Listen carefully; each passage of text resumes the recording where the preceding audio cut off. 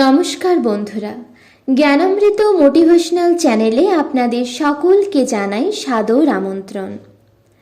শ্রী শ্রী মা শারদা হলেন জগৎ জননী, আমাদের সকলের মা। তিনি যুগাবতার ঠাকুর রামকৃষ্ণ দেবের সহধর্মিণী ও শক্তি স্বরূপিণী। আমাদের জীবনে দুঃখ, কষ্ট, জ্বালা, যন্ত্রণা প্রায় লেগেই থাকে।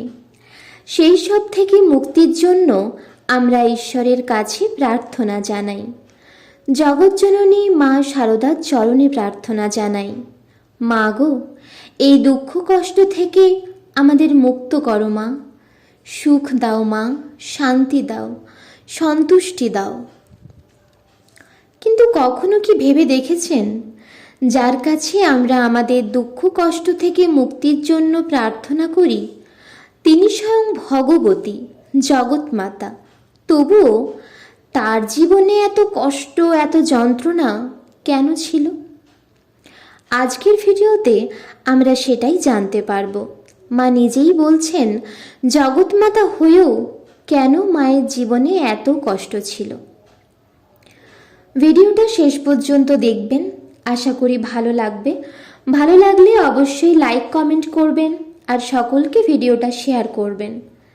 এই ধরনের আরও তথ্যমূলক মূল্যবান ভিডিও পেতে আমাদের চ্যানেলটিকে সাবস্ক্রাইব করে পাশে থাকবেন। জগৎমাতা মা মহামায়ার শ্রীচরণে প্রণাম জানিয়ে আজকের ভিডিওটা শুরু করি। শ্রী শ্রী মা শারদা বলছেন, জন্ম অবধি আমি কোনো পাপ করেছি বলে আমার তো মনে পড়ে না। 5 বছরের সময় ঠাকুরকে ছুঁয়েছি।